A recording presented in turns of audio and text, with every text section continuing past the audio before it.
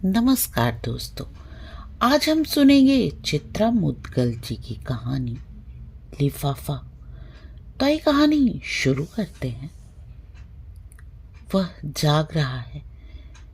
तड़के ही उसकी नींद खुल जाती है। रात चाहे जितनी देर से घर लौटा हो, चाहे जितनी देरी तक पढ़ता रहा हो, सुबह अपने आप जाग जाने की उसकी आदत छूटी नहीं। उसे आश्चर्य होता है, कुछ आदतें और नियम बदले हुए समय के साथ बहुरूपियों से अपना चोला बदल लेते हैं, मगर कुछ आदतें किसी भी असर से बेअसर मरे बच्चे को छाती से चिपकाए बंदरिया हो उठती है। आज भी जैसे ही दूध वाले की घंटी बजी, वो जाग गया, लेकिन दूध लेने के लिए नहीं। उठती माँ ही है। माँ के उठने के कुछ एक मिनटों उपरांत मिल्क कुकर की कर्णभेदी सीटी बजती है। चाय चढ़ती है, मसालेदार चाय। चाहे गर्मी हो या सर्दी, माँ बगैर मसाले की चाय नहीं बनाती। मसालेदार चाय की खुशबू पूरे घर में फैल जाती है। घर में सुबह हो जाती। वो अपने बिस्तर पर पड़े पड़े, आंखें कोहनियों से ढके, सुबह को होते देखता सुनता। सुबह बड़ी हड़बड़ी में होती। वक्त जो बहुत कम होता है उसके पास, उसे पता होता है कि अब उसे आगे क्या होगा।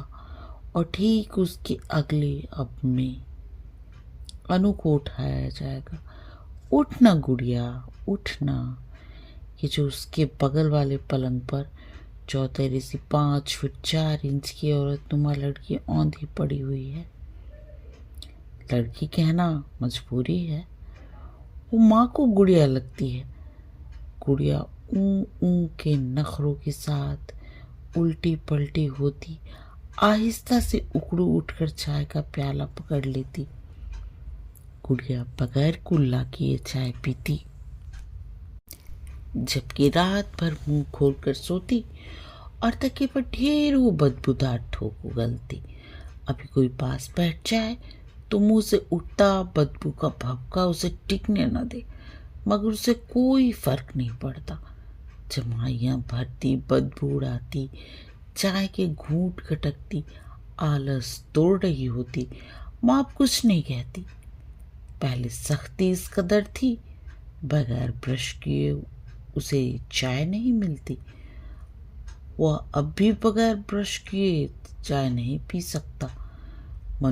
मनुहार चाय के प्याले के साथ बाबूजी के कमरे की ओर मुड़ जाती।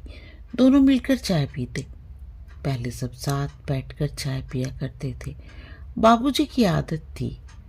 उनके चाय हाथ में चाय का प्याला और अखबार आते ही दोनों बच्चों को भी उनके पास बैठा हुआ होना चाहिए। देर से जगना उन्हें और माँ को दलिद्दर न्योतने जैसा लगता। चाय के दौर तक का आलम बड़ा शांत होता। फिर माँ की कमेंट्री शुरू हो जाती। सुर की मिठास अनायास कर्कश हो उठती। अब और चाय नहीं मिलेगी। अखबार छोड़ो जी, गीजर से पानी निकाल दिया है, फटाफट नहा के निकलो। अनु, पहले बाबूजी को नहा लेने दे, तुझे बाल धोने हैं ना, तू देर लगाएगी। जी, ये कल की पैंट चलेगी ना? जेबों पर हल्का सा मैल आ गया है। अनु टिफिन रख दिया बैग में। सब्जियां इस कैंटीन से मंगवा लेना। करेले तो खाती नहीं, आलू है नहीं। और हाँ, बिकासुल के कैप्सूल ले रही है ना? लापरवाही नहीं बरतते गुड़िया। ये दूध क्यों छोड़ी जा रही है? देर सवेर का बहाना छोड़ खत्म कर दूध। अनु ने धाड़ से अलमारी खोली। सूं सूं विदेशी सुगंध की बोतल से अपने को तर किया। अपने को ही नहीं, पूरे कमरे को।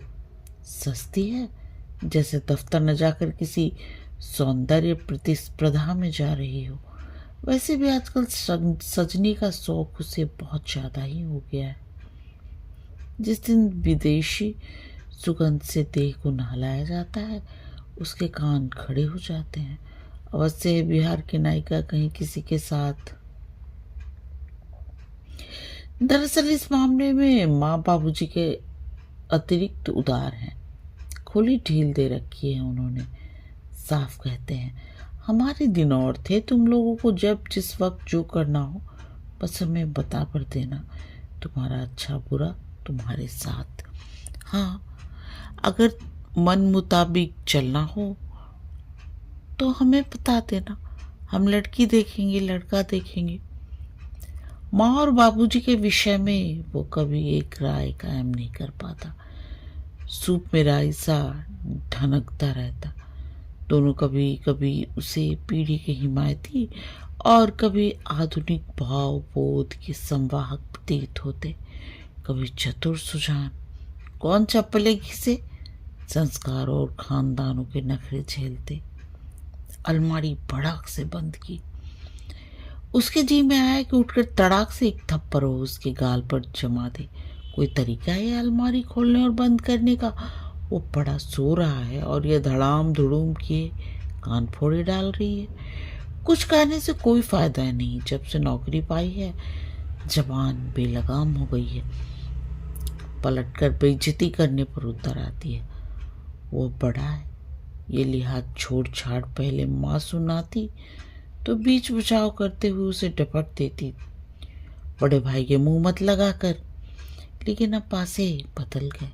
उलाहना देने पर माँ उल्टा उसे ही गम खाने की पट्टी पढ़ाने लगती।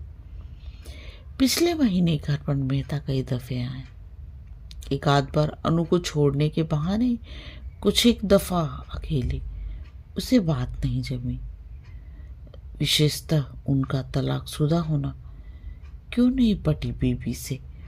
बातचीत में ही स्पष्ट नहीं लगे मेहता। लेकिन माँ ने उसकी आपत्तियों पर गौर करने के बजाय माखौल उड़ाया कि बेकारी में उसका दिमाग कुंठित हो गया। वैसा गलत में फर्क नहीं कर पाता। बातों का बतंगड़ बनाने की जरूरत नहीं। वे ना अंधे हैं ना के कंगले। बेहतर होगा वो मुंह बंद करके बैठे। दुनिया जहान कुछ कहे न कहे, घर के भेदी लंका ढहाने में जुटे हुए हैं। अनु की पेंसिल हिल के सैंडलों की टिक टिक दरवाजे की ओर बढ़ रही। लॉक पूरा घूमता भी नहीं। माँ की चेतावनी उछलती है, संभल कर जाना, जैसे वह दूध पीती बच्ची हो, अपनी हिफाजत स्वयं कर पाने में असमर्थ। इधर वह लगातार महसूस कर रहा है, जब से अनु को ओबेरॉय में रिसेप्शनिस्ट की नौकरी मिली है, माँ की खैर ख्वाही उसके लिए कुछ ज्यादा ही चिंतित हो उठी है। उसकी और उनका ध्यान ही नहीं जाता कि ऐसे निरर्थक बोझिल दिनों में उसे उनके ममत्व की कितनी जरूरत है। विचित्र समझ है माँ की, अघाए पेट को रोटी खिला रही, जबकि जरूरत उसकी कल्लाती आंतों को वाजिब खुराक देने की है। कितना उपेक्षित हो गया है वह। उसे लगता है वह उठकर बैठ जाए। कब तक और कितने दिनों तक नकली नींद का नाटक किए हुए पड़े पड़े उनकी व्यस्तता से खुंदक खाता रहे, इसलिए कि उसे कहीं जाना नहीं। जल्दी उठकर करेगा क्या? सारी गहमा गहमी में एक कप चाय का भी डौल नहीं होता उसके लिए। अखबार बाबूजी और अनु के हाथों में वॉलीबॉल खेलता रहता। चलो अखबार खाली मिलता तब भी उसके जल्दी उठने की गुंजाइश बनती। कुछ तो होता जो सिर्फ उसके लिए खाली होता और उसके खालीपन को भरता। उसके भूले भटके जल्दी उठ जाने में माँ को सुविधा होने लगती है। वो घंटों भर बाथरूम में क्या करता रहता है? बाकी लोगों को नहीं जाना? तू नहाने घुस गया तो अनु कब नहाएगी? तुझे कौन दफ्तर जाना होता है जो सुबह उठकर बैठ जाता है छाती पर मोगरी घुटने? तेरी चाकरी करूं या इन लोगों का ताम झाम निपटाऊं? चाय चाय चाय, न जाने कितनी चाय चाहिए तुझे। कम वक्त पेट है या हौंदी? लॉक फिर घूमा। बाबूजी भी जा रहे हैं। घर कामकाजियों से खाली हो गया। अब कोई दिक्कत नहीं, सिग्नल हो गया, बेखौफ उठ सकता है। रेखा के पास उसे दोपहर के खाने पर पहुंचना है। रेखा उसकी दोस्त है। दोस्ती की परिभाषा इधर बदल रही। पहले वह अनु की सहेली थी और उन्हीं की कॉलोनी में रहा करती थी। अलग अलग कॉलेजों में होने के बावजूद दोनों ने साथ साथ बीए किया। आगे पढ़ने की अनु की इच्छा नहीं थी। उसने बड़े मनोयोग से टाइपिंग और शॉर्ट हैंड की पढ़ाई की। गति अच्छी हो गई। आवेदन करते ही सेंचुरी में नौकरी मिल गई। आगे पढ़ने में रेखा की दिलचस्पी भी नहीं थी। उसके पिताजी चाहते थे कि अगर वो आगे नहीं पढ़ना चाहती तो कायदे से उनकी विज्ञापन एजेंसी में नौकरी कर ले। रेखा को अपने पिताजी के साथ काम करना मंजूर नहीं हुआ। कारण, मैं अपने को पूरी तरह किसी की निगरानी में नहीं बर्दाश्त कर सकती। उसने हिमालय एडवर्टाइजिंग में कॉपी लेखन के रिक्त पद के लिए आवेदन कर लिया। पिता की हैसियत अपरोक्ष रूप से सहायक हुई। हालांकि रेखा की डिग्री कि उसका चुनाव उसकी योग्यता और चुस्ती दुरुस्ती के आधार पर ही हुआ। योग्यता और चुस्ती दुरुस्ती की इतनी ही कदर होती तो वह 1.5 साल से बेकार बैठा रहता। कद काठी में वो अच्छे खासे लोगों के लिए ईर्ष्या का विषय है। बीकॉम है, बिजनेस मैनेजमेंट की पढ़ाई 2य श्रेणी से पास की है। सोच रहा है बैठे ठाले कानून पढ़ डाले, अतिरिक्त योग्यता हो जाएगी। हालांकि अपना भविष्य उसे अंधकारमय दिखाई दे रहा। कल सतीश आया था। वो भी उसकी तरह बेकार घूम रहा, कह रहा था नौकरी खोजने में हम जितना समय जाया कर रहे हैं, अच्छा है कि कोई व्यवसाय करने की सोचे। उसका तर्क था पैसा। पैसा कहाँ से आएगा? सतीश ने सुझाया, क्यों ना हम शिक्षित बेकारों के लिए खोली गई सरकार की लघु उद्योग योजना की ऋण नीति का लाभ उठाएं। ऋण मिलेगा क्या? कुछ अपनी जेब से डालना होगा। बस एक धंधा निश्चित कर ले और अपने अतिरिक्त 2 शिक्षित बेकारों की खोज और कर ले ताकि चारों की भागीदारी से काम बन सके। मामला आसान नहीं, वैसे आसान इस देश में क्या। मिल गया ऋण ऐसे? उसने अविश्वास से सिर झटका। पका पकाया कुछ नहीं रखा। मगजमारी करनी होगी, करेंगे। खिलाना होगा, खिलाएंगे। सतीश ने चुटकी से सिक्के ठनकाने की मुद्रा बनाकर समस्या के बहुत जटिल होने की ओर इंगित किया। तुम तैयार तो हो बंधु? नौकरी में ही हम क्या उखाड़ लेंगे? कोई भविष्य है क्या? कहता तो तू ठीक है। बात उसे कुछ जमी। चमड़े का काम शुरू करे। कोल्हापुरी चप्पलों की भारी मांग है। डोंबिवली या कल्याण में एक जगह खरीद कर टीन वीन का शेड बनवाकर कच्चा माल देकर 8-10 मजदूरों को बैठा देंगे। सहमत होता है तो सतीश के साथ भागा दौड़ी शुरू करनी पड़ेगी। बस उसकी हिम्मत नहीं बनती। उसे लगता है प्रकृति से वह नौकरी करने के लिए अधिक अनुकूल है। व्यवसाय की 24 घंटों की माथापच्ची मारा मारी उसके वश की नहीं। नतिया पांचा के लिए उसके पास गैंडे की खाल है। निराश होकर भी वह एकदम टूटा नहीं। दूसरे तीसरे रोज भेजे जाने वाले आवेदन पत्रों पर जाने अनजाने उम्मीद की एक नई कोम्पल अकुलाने लगती है। शायद फला कंपनी से बुलावा आ ही जाए। जैसे उनकी अपेक्षाएं हैं वो 100% उन पर खरा उतर रहा। चाय का प्याला हाथ में देकर माँ उसके करीब आ बैठी। वो अब अखबार की तक खोलने ही जा रहा था कि माँ के इस तरह पास आकर बैठ जाने से अच्छा लगने के बावजूद माथा ठनका। सब चले गए, फिर भी यह उनके फुर्सत का समय नहीं। हो सकता है बड़े दिनों बाद उन्हें एकाएक उनकी सुधा गई हो। पूछे कि वो कैसा है, कहाँ कहाँ आवेदन पत्र भेजे, किन जगहों पर उसे उम्मीद लगती है। आजकल वो ढंग से खाता पीता भी नहीं। क्या बात है, रात में देर से घर क्यों लौटता है? घर में जी नहीं लगता। अनु और मेहता की कोई बात हो, वे उससे सलाह मशवरा लेना चाहती हूँ। आखिर वो घर का बड़ा लड़का है। तेरे बाबूजी पूछ रहे थे तो डॉक्टर गुप्ता से मिलने गया था। सत्यानाश, सुबह ही रेड हो गई। कितनी बार जाऊं? वो अनायास रूखा हो गया। जब भी मिलने जाता हूँ वे कहकर लौटा देते हैं कि भविष्य में गाहे बगाहे उनसे मिलता रहूं। पिछले दिनों महीने से मैं उनसे गाहे बगाहे मिल रहा हूँ। आज तक उन्होंने कहीं किसी काम के लिए किसी से मिलने नहीं भेजा। मेरे बस की नहीं उनकी जी हुजूरी। होंगे बड़े फन्ने खां, एक कप चाय तक को नहीं पूछते। न जाने कैसे दोस्त हैं बाबूजी के। चिरकुट। भाई बड़े आदमी हैं, जब तक जबान नहीं खोलेंगे, जब तक तेरे लायक कोई बात उनके दिमाग में नहीं आ जाएगी। माँ ने डॉक्टर गुप्ता की तरफदारी की। तुम जब किसी बात को नहीं जानती समझती तो बीच में मत बोला करो। कुर्सी का दंभ है उनको, अहंकार संतुष्ट होता है नई बूढ़ी को कुत्ते सा दौड़ाने में। मुझे क्या पड़ी? तेरे बाबूजी ने पूछा सो मैंने पूछ लिया, तो कौन सा अनर्थ कर दिया?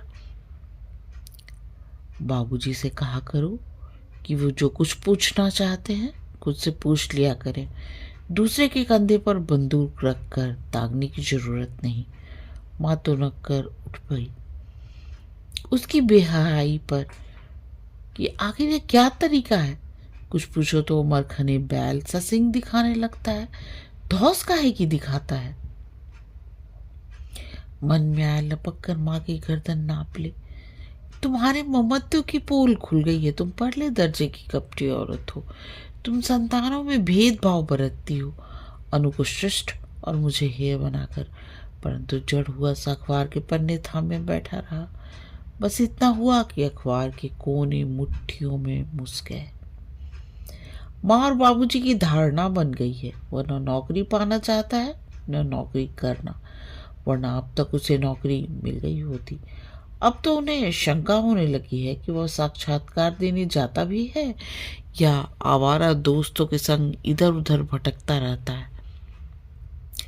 गए थे, क्या हुआ? पूछते उनका गला दुखने लगता है। उन्हें उसके नौकरी न पाने का कोई कारण नजर नहीं आता। माँ कहती है कि उनके देखते देखते कॉलोनी की ऐरी गैरी नत्थु खैरी लड़कियां नौकरी पर लग गई।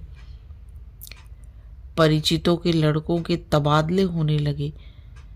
कैसे समझाए कि बिना सिफारिश के आजकल बात नहीं बनती और इसी अक्षत का अभाव है उसके पास। रही लड़कियों की बात तो ये अपने आप में एक जबरदस्त सिफारिश है। भला उन्हें सिफारिश की क्या जरूरत? जमाना ही लड़कियों का है। घर, सड़क, दफ्तर, बाग बगीचे, रेलवे प्लेटफॉर्म, फुटपाथ, बाजार, दुकानें, जहां देखो वहीं लड़कियां ही लड़कियां उमड़ी चली आ रही। टिड्डियों के दल सी ये जो युवकों की बेकारी की बाढ़ आई हुई है, लड़कियां ही जिम्मेदार हैं। कमबख्त घरों में बंद चूल्हा चौका निपटा रही होती तो आज लड़के निठल्ले बेरोजगार न घूम रहे होते। डिग्रियों का पुलिंदा कंधों और खोपड़ियों पर ढोते हुए, निराश, हताश, जीवन से विरक्त, उसे लगता है एक आंदोलन शुरू होना चाहिए देशव्यापी स्तर पर। देश के सारे युवकों को संगठित होकर लड़कियों के खिलाफ नाकेबंदी करनी चाहिए कि वो घरों की शोभा है। कृपया घरों में पायल रुनकाती झुनकाती, सिरों पर पल्लू डाले, मांग में चुटकी भर सिंदूर भरे पतियों भाइयों सास ससुर की सेवा करे। दफ्तरों में कुर्सियां क्यों अगवा रही हैं? खाली करें।